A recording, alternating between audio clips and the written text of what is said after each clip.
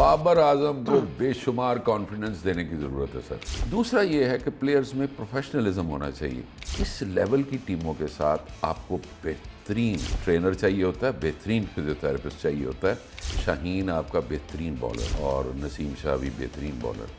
Rehab का मतलब ये नहीं है कि आप फिजिकली पूरी तरह फिट हो। ये प्री मेच्योर एंट्री जब होती है ना जी, उसमें एक तो परफॉर्मेंस पे क्वेश्चन मार्क आ जाता है, उसको एक फियर रहता है। जो डर होते हैं ना, ये आपकी परफॉर्मेंस को भी कम करते हैं, आपके प्रोफेशनल करियर को भी कम करते हैं। आज हम खिलाड़ियों की इंजरीज़ के हवाले से बात करेंगे कि आखिर क्या वजह कि पाकिस्तान के खिलाड़ी सबसे ज़्यादा इंजरीज़ इनको सामना करना पड़ता है।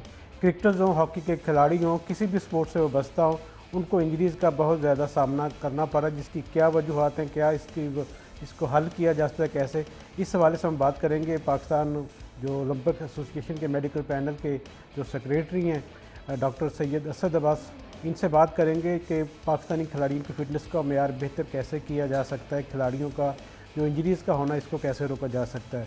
ये डॉक्टर साहब बहुत शुक्रिया, आपने वक्त दिया हमें। एक अक्सर सवाल होता है कि हमारे जो जितने भी क्रिकेटर्स हैं या हॉकी के खिलाड़ी हैं, जो भी पाकिस्तान की नुमाइंदगी करते हैं बैरून मुल्क, सबसे ज़्यादा शरह हमारे फ़िटनेस मसाइल की है। इसकी क्या वजूहत हैं? क्या हमारी डाइट का इशू है कि हम जो रिहैब का अमल है उसको पूरा नहीं करते? कैसे हम इसका फ़िटनेस का मेयार बेहतर कर सकते हैं? ख़ास तौर पर अगर क्रिकेटर्स की बात की जाए तो यही सवाल होता है कि क्योंकि क्रिकेट बहुत ज़्यादा हो गई है तो हमारे खिलाड़ियों को फ़िटनेस का मेयार इंटरनेशनल सतह का नहीं है। सर, क्रिकेट एक तो फेस्टिविटी में आ गई है, बहुत ज़्यादा क्रिकेट होने लगी है और कमर्शलिज्म आपके मुल्क में बहुत ज़्यादा है सर। तो उसमें ये होता है कि खिलाड़ी की कोशिश ये है कि जो 10-15 साल उसके पास अवेलेबल हैं एज अ प्रोफेशनल प्लेयर, वो मैक्सिमम खेले और कमाए। उस चक्कर में एक तो ओवर यूज़ हो जाता है, बॉडी बर्न आउट हो जाती है और बर्न आउट होने के बाद वो इंजरी का शिकार होना शुरू हो जाते हैं।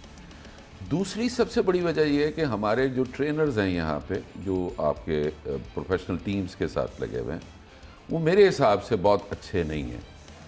दूसरा जो मेडिकल स्टाफ है, उनमें आप देखें पूरी दुनिया में एक स्टैंडर्ड बना हुआ है कि स्पोर्ट्स फिजिशियन होता है और उसके नीचे एक पूरा ऑर्केस्ट्रा होता है जिसमें स्पोर्ट्स फिजियोथेरेपिस्ट हैं, डाइटिशियन हैं, उसके अलावा स्पोर्ट्स साइकोलॉजिस्ट है, फिजियोथेरेपिस्ट है, फिर उसके अलावा बाकी और स्टाफ होता है जी। वो हर एक को इंटीग्रेट करता है उनकी और उनके साथ कोऑर्डिनेट करता है मुख्तलिफ प्रॉब्लम्स के हवाले से। हमारे यहाँ जो एक सेटअप बना हुआ था क्रिकेट बोर्ड में, वो भी ख़त्म कर दिया उन्होंने। ये बेसिक चीज़ें ये हैं कि एक आपका एक वो स्ट्रक्चर दोबारा लाने की ज़रूरत है। फिर जो हमारे यहाँ फिटनेस टेस्टिंग है, वो इतनी उसमें मेरा ख़्याल है इतने लैकुनाज हैं कि आप आइडेंटिफाई नहीं कर सकते कि किस प्लेयर को इंजरी है। अगर वो खुद कहता है मैं इंजर्ड हूँ या कोई स्कैन बता देता है, उसके अलावा आपके पास फ़िलहाल शायद कोई मैकेनिज़्म नहीं है। एक तो सबसे बड़ी वजह ये है। दूसरा ये है कि हॉकी में जिस तरह आप देख लें, अब भी जो मैं तो हॉकी के साथ रहा हूँ जी, मुझे पता है, अब भी जो फिजियोथेरेपिस्ट साथ गया है, मेरा ख्याल है वो भी इतना क्वालिफाइड नहीं है और बहुत जूनियर प्लेयर है, जूनियर है फिजियोथेरेपिस्ट। तो यहाँ पे इस लेवल की टीमों के साथ आपको बेहतरीन ट्रेनर चाहिए होता है, बेहतरीन फिजियोथेरेपिस्ट चाहिए होता है जो अर्ली डायग्नोज कर ले। आपके पास डॉक्टर होना चाहिए स्पोर्ट्स का, जो इनकी हर किस्म की जो रिलेटेड इंजरीज़ हैं, प्रॉब्लम्स हैं, एंटी डोपिंग के इश्यूज़ हैं, साइकोलॉजिकल इश्यूज़ हैं, उनको भी सारा कैटर करे। एक तो ये है कि हमें एक बात को मान लेना चाहिए, ईमान ले आना चाहिए फेडरेशंस को और बोर्ड्स को कि यहाँ पे ज़रूरत स्पोर्ट्स फिजिशियंस की है जो आइडेंटिफाई करें, अर्ली डायग्नोसिस करें। दूसरा ये है कि प्लेयर्स में प्रोफेशनलिज्म होना चाहिए। अगर वो समझते हैं कि उनकी बॉडी बर्न आउट हो गई है तो वो खुद रेस्ट करें। अब या शाहीन और नसीम को क्या मशवरा देंगे, क्योंकि इनके बारे में तो बातें हो रही हैं शायद इनको टेस्ट मैचेस के लिए अब सेलेक्ट नहीं किया जाएगा फिटनेस की वजह से। अब इनके लिए क्या सजेस्ट करेंगे? अभी तो उनकी उम्रें भी कम है। सर, बात यह है, शाहीन आपका बेहतरीन बॉलर और नसीम शाह भी बेहतरीन बॉलर। प्रॉब्लम यह है कि एक दफ़ा इंजरी हो गई, उनकी शायद कुछ छोटे मोटे प्रोसीजर भी हुए हैं, सर्जरीज भी हुए हैं, उसके बाद रीहैब पूरा नहीं हुआ सर, मेरे हिसाब से पूरा नहीं हुआ। रीहैब का मतलब ये नहीं है कि आप फिजिकली पूरी तरह फिट हो, आप साइकोलॉजिकली जब तक अंदर से आपके फियर नहीं जाता री इंजरी का, आप समझ लें कि आप रीहैब पूरा नहीं हुआ। अगर आपका रीहैब पूरा हो गया, आप साइकोलॉजिकली भी फिट हो गए, फिर आप गेम में जाएं। ये प्री मेच्योर एंट्री जब होती है ना जी, उसमें एक तो परफॉर्मेंस पे क्वेश्चन मार्क आ जाता है, प्लेयर का कॉन्फिडेंस शैटर होता है, उसको डर होता है, उसको एक फियर रहता है फॉर री इंजरी ना उसी एरिया की, अगर दोबारा इंजरी हो जाए उस हिस्से में तो फिर रिकवरी बहुत अच्छी नहीं होती। बाबर आजम को क्या मशवरा देंगे, क्योंकि लंबे फॉर्मेट में रन्स की ज़रूरत होती है, उसकी फिटनेस ज़रूरी चाहिए हो। बाबर आजम को बेशुमार कॉन्फिडेंस देने की ज़रूरत है सर। हमारे यहाँ क्योंकि हम खुद जज्बाती कौम है, हमारा पूरा सेटअप इस किस्म का है कि हम अच्छा परफॉर्म करने वाले को आसमान पे ले जाते हैं, और ज़रा अच्छा बुरा परफॉर्म करे वो अपनी परफॉर्मेंस से नीचे चला जाए तो ज़मीन पे पटक देते हैं।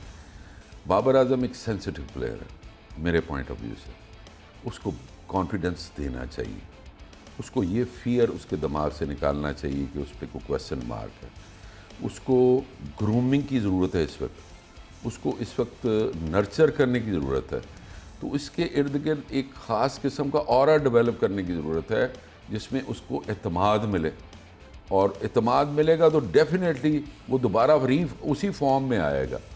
आप अगर उसकी एक परफॉर्मेंस पे वावेला मचा देते हैं तो डेफिनेटली वो हर्ट होता है। वो एक्सट्रोवर्ट नहीं है, वो इंट्रोवर्ट है। वो कुछ चीज़ें इंट्रोवर्ट लोग खुद अपने अंदर ही लेके चल रहे होते हैं। डॉक्टर साहब, साइम अयूब का ऑपरेट हुआ लंदन में, उसके बाद उनकी जो फॉर्म और फिटनेस का उस पर अभी तक क्वेश्चन मार्क है, ना वो अच्छा परफॉर्म कर रहे हैं, ना वो आगे उनकी फिटनेस का मेयार बेहतर हो रहा है। क्या कहेंगे उनके हवाले से? अभी तो छोटी छोटी उम्र में सर साइम अयूब जैसा प्लेयर मेरा ख्याल है मैंने बैट्समैन अपनी लाइफ में बहुत कम देखे हैं। वो जिस किस्म का सिलेक्शन ऑफ शॉट है उसकी, वो मैंने पहली दफ़ा देखी सर। ऐसे प्लेयर्स जिनमें इस किस्म की खुदादाद सलाहियतें हों, उनकी उतनी केयर करने की ज़रूरत है।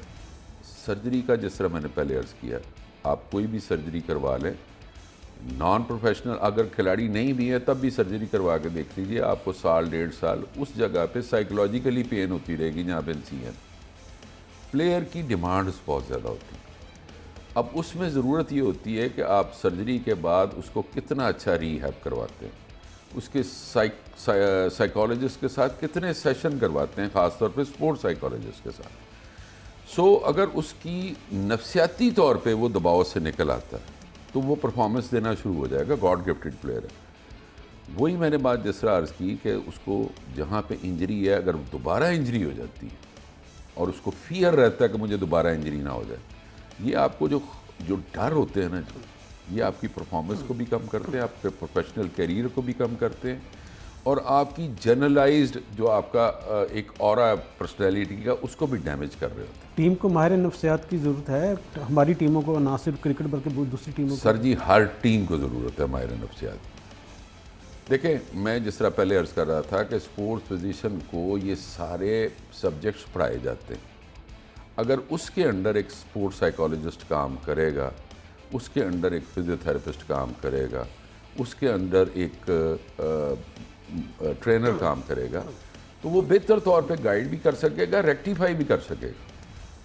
सो हमें स्पोर्ट्स साइकोलॉजिस्ट की अशद ज़रूरत है। आप देख लीजिए हॉकी के आखिरी क्वार्टर में फ़िज़िकली हम एग्जॉस्ट हो जाते हैं और आखिरी 2 क्वार्टर्स में हमारी परफॉर्मेंस डिक्लाइन की तरफ चली जाती है।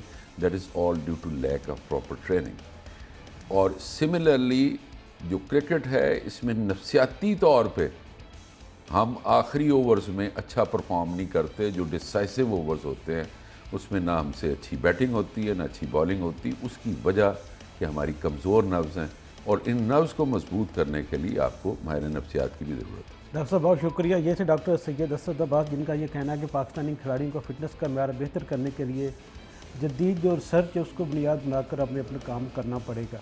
आपको ये वीडियो हमारी कैसी लगी, अपनी राय से ज़रूर आगाह कीजिए। उस वक्त इजाज़त दें। अल्लाह हाफ़िज़।